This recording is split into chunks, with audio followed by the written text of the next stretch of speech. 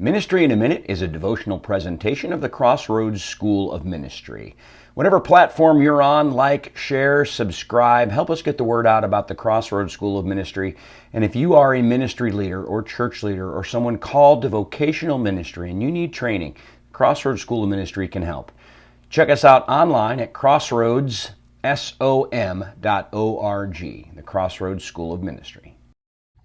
Hey everybody, Dr. Greco here. Hey, in tonight's scripture study for the School of Ministry, we're looking at Revelation 2, verses 1 through 7, Jesus' letter to the church at Ephesus. And in the last couple days, I've just been talking about bits and pieces from this letter in our Ministry in a Minute segment that we put out each day. And, you know, when Jesus tells the church they're doing well, they're persevering, but then he says to them, I have this one thing against you.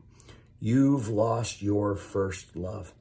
And that statement by him is very convicting. And when I think about doing ministry, and that's really what our daily little devotions are about, doing ministry in a minute, you know, quick ideas that help us remember why we do ministry and how we do ministry.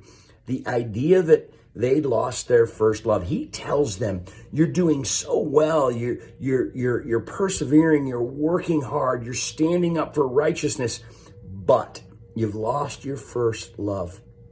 And it is convicting to me to ask myself, what am I putting before my love for Jesus?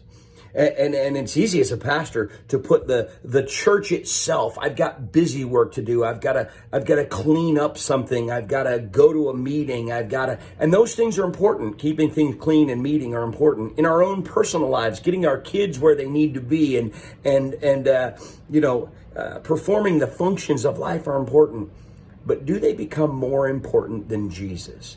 Do they become more important than the people that are in your lives that you're supposed to be ministering to for Jesus? We have to be very careful that, you know, I know a lot of people who read through the Bible every year, but do they actually take time and enjoy the time they're spending with God? Is it pointing them to God? You know, I read through the Bible, not every year, about every other now. I did read through the Bible every year for several years, but now I take my time. I might only read a chapter or chapter and a half a day, so it takes me 2 years instead of one, because I want to really just spend time with God.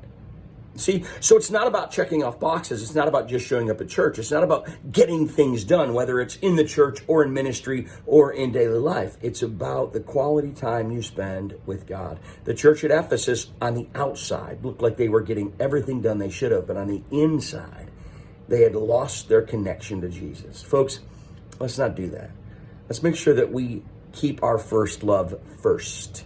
That's the best way to do ministry. We'll see you soon.